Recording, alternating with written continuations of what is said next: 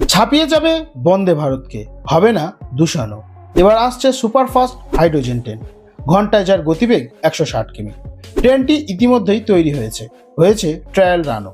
বিশ্বের পঞ্চম দেশ হিসেবে হাইড্রোজেন ট্রেন চালানোর গৌরব অর্জন করতে চলেছে ভারতবর্ষ।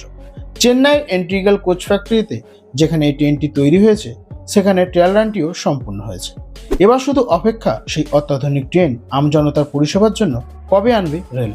হরিয়ানার জিন্দে অবস্থিত ইলেকট্রোলাইজার থেকে পলিমার ইলেকট্রোলাইট মেমব্রেনের মাধ্যমে 1 মেগাওয়াট হাইড্রোজেন জ্বালানি পাঠানো হবে।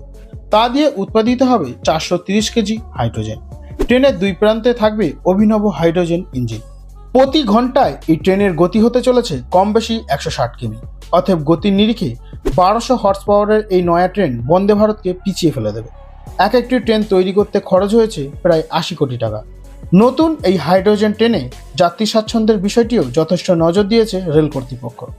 2638টি আধুনিক স্টাইলের আসন থাকবে এই ট্রেনে। প্রতিটি ট্রেনে 8টি করে কোচ থাকবে।